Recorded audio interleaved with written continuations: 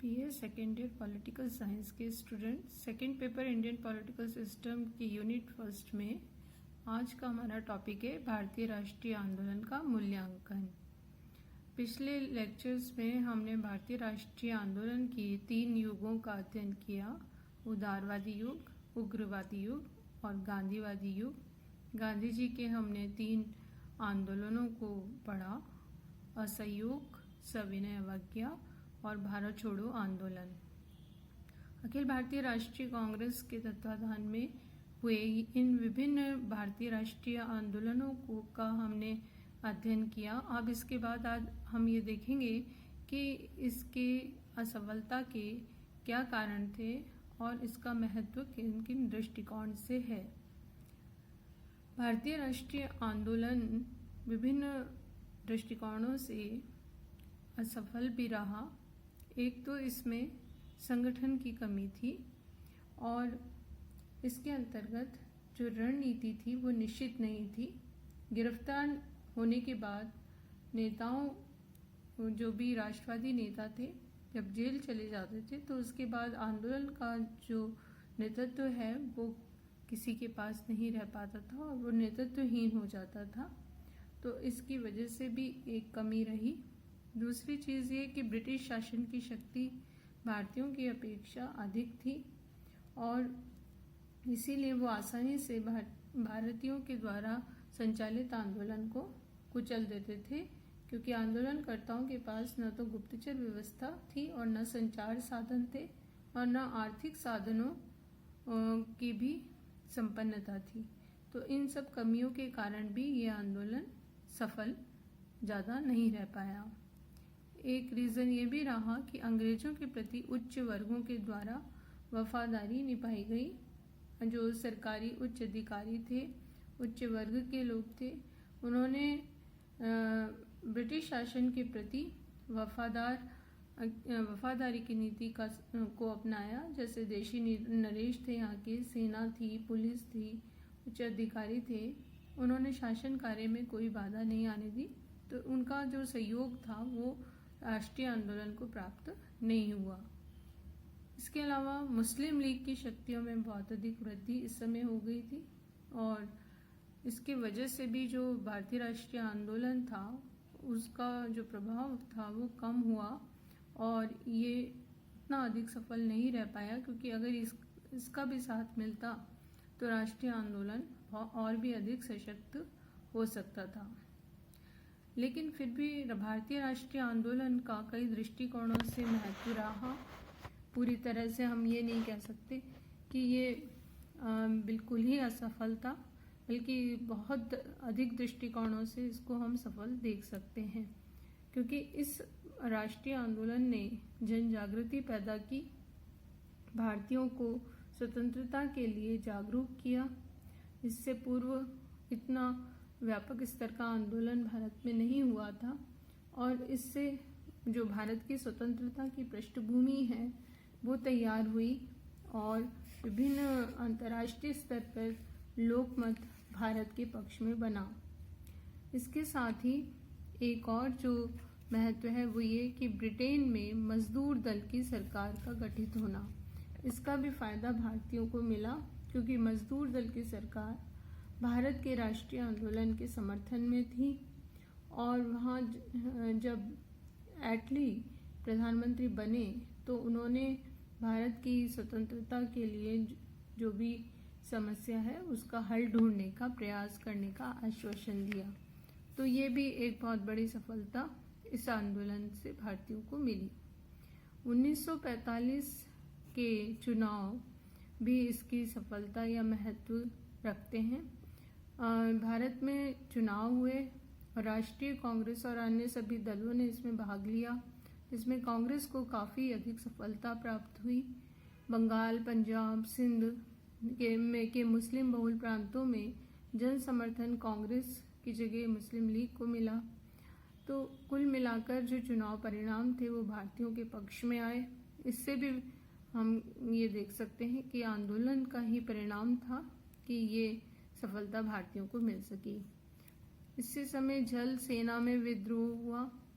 1946 में मुंबई में जल सेना में असंतोष होने के कारण वहाँ उन्होंने विद्रोह कर दिया। ये एक बहुत बड़ा आघात था ब्रिटिश शासन के लिए, और इससे पूर्व सेना में इतना बड़ा विद्रोह नहीं हुआ था, और ये भारतीय राष्ट्रीय आंदोलन का ही परिणाम था कि सेना ने भी असहयोग करना शुरू कर दिया था। कैबिनेट मिशन योजना भी भारतीय राष्ट्रीय आंदोलन का ही परिणाम थी। कैबिनेट मिशन योजना 1946 में sir Pethick Lawrence, sir Stafford Cripps और सर A.B. अलेक्जेंडर की 3 सदस्यीय कमीशन बनाकर भारत ब्रिटिश सरकार ने भेजा था। मिशन ने भारत के विभिन्न राजनीतिक दलों के साथ समझौता किया, सफलता नहीं मिली। फिर कैबिनेट मिशन की ओर से योजना बनाई गई और इसने विभिन्न राजनीतिक दलों की भी राय ली, उनकी बात को स्वीकारा, और उसके बाद भारत के लिए एक नया संविधान बनाने और संविधान सभा के गठित करने के लिए प्रस्ताव रखा। तो ये एक बहुत बड़ी सफलता थी भारतीय राष्ट्रीय आंदोलन की।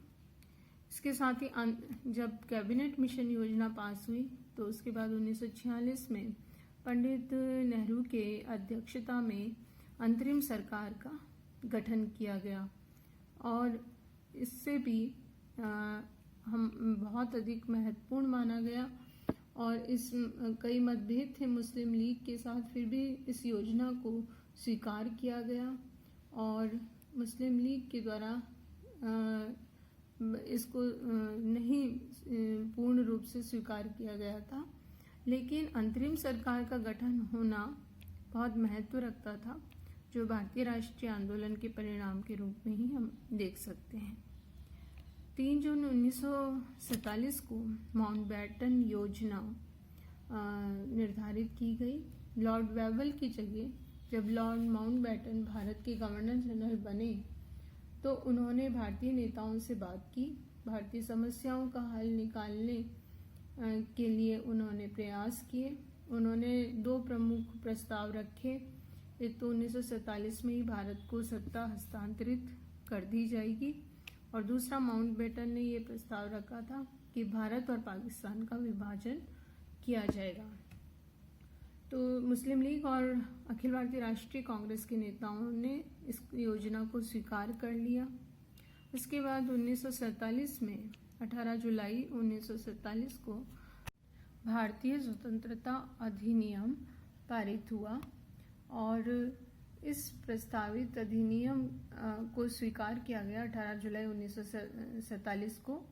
भारत मंत्री ने अधिनियम के महत्व पर प्रकाश डाला, और इसकी कुल 20 धाराएं थी, जिसमें एक तो ये था कि 2 अधिराज्यों की स्थापना होगी, संविधान सभाओं को सत्ता सौंपी जाएगी, दोनों जो राज्य हैं भारत और पाकिस्तान उसके लिए अलग अलग गवर्नर जनरल होंगे, संविधान सभा का विधानमंडल के रूप में जो कार्य है वो निर्धारित होगा, प्रांतीय विधानमंडलों का गठन किया जाएगा, भारत मंत्री के पद का अंत होगा, 1935 के भारतीय शासन अधिनियम द्वारा शासन किया जाएगा, देशी रियासतों पर सर्वोपरिता का अंत कर दिया जाएगा। ऐसे महत्वपूर्ण कुछ धाराएं थी जिसको इस भारतीय स्वतंत्रता अधिनियम के तहत निर्धारित किया गया था। इसको डॉक्टर राजेंद्र प्रसाद ने भी ये माना कि भारत पर ब्रिटिश प्रभुत्व का काल समाप्त हो रहा है, और अब हमारा जो संबंध है वो समानता, सद्भावना और पारस्परिक लाभ के आधार पर रहेगा। इस भारतीय स्वतंत्रता अधिनियम के आधार पर भारत और पाकिस्तान 2 भागों में भारत का विभाजन हुआ। इस भारतीय स्वतंत्रता अधिनियम की कुछ प्रमुख धाराएं थी। ये 18 जुलाई 1947 को स्वीकृत हुआ था, और इसमें 20 धाराएं थी। 2 अधिराज्यों की इसके द्वारा स्थापना की जाएगी, भारत और पाकिस्तान। संविधान सभाओं को सत्ता सौंपी गई। दोनों देशों के लिए अलग अलग गवर्नर जनरल की नियुक्ति की गई। इसमें संविधान सभा का विधानमंडल के रूप में कार्य करना तय किया गया। भारतीय स्वतंत्रता अधिनियम के तहत प्रांतीय विधानमंडलों की स्थापना की गई। भारत मंत्री के पद का अंत कर दिया गया। 1935 के भारतीय शासन अधिनियम के द्वारा शासन होगा ये तय किया गया। देशी रियासतों पर से ब्रिटिश जो सर्वोपरिता थी वो हटा दी गई। इसके साथ ही भारत और पाकिस्तान के लिए अलग अलग गवर्नर जनरल की नियुक्ति की गई।